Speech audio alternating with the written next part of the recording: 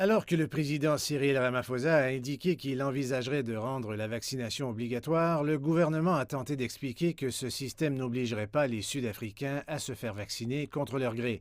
Au lieu de cela, un système de passeport restreindrait l'accès à des événements et à des zones spécifiques. Le Conseil national sud-africain des taxis, le Santaco, est l'une de ces associations visées.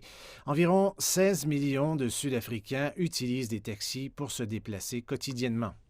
Lorsque vous regardez notre province et l'ensemble du pays, et je parle de l'industrie du taxi, des chauffeurs ici, nous sommes maintenant à environ 50% de taux de vaccination et nous pensons que ces chiffres pourraient augmenter. On pourrait localiser le programme dans les stations de taxi où les gens pourraient se faire vacciner lorsqu'ils attendent une voiture ou en se rendant au travail ou vers leurs différentes destinations. Il dit aussi que l'industrie du taxi a choisi de montrer l'exemple pour s'assurer que ceux qui utilisent ce service emboîtent éventuellement le pas.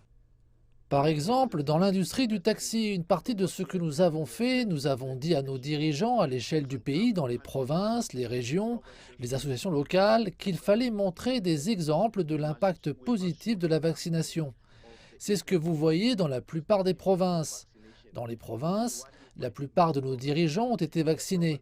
Ainsi, ils se présentent aux gens en tant qu'ambassadeurs d'une campagne de vaccination pour montrer aux gens et démontrer aux gens que les résultats d'une personne vaccinée sont positifs, non seulement pour la personne elle-même, mais aussi pour la population en général. L'assureur santé et vie Discovery est l'une des premières sociétés cotées à la bourse de Johannesburg à introduire une politique de vaccination obligatoire. Discovery a été rapidement suivi par un nombre croissant d'entreprises qui inclut désormais des groupes hospitaliers privés. Plusieurs universités ont également emboîté le pas. Au cours des 20 premiers jours de novembre, au cours du mois de novembre, nous avons eu 14 infections au total. Quand on y pense, une base d'employés de 12 000 personnes, je veux dire 14 contaminations en novembre. Nous avons eu, je crois, quelque part de l'ordre de 20 ou 30 infections en octobre. Cela vous donne une idée du faible taux d'infection. Je ne peux pas attribuer tout cela à la vaccination, mais nous présumons certainement que la vaccination a joué un rôle. Le taux d'infection à la COVID-19 dans diverses régions d'Afrique du Sud est en augmentation alors que les scientifiques s'efforcent de comprendre le nouveau variant Omicron.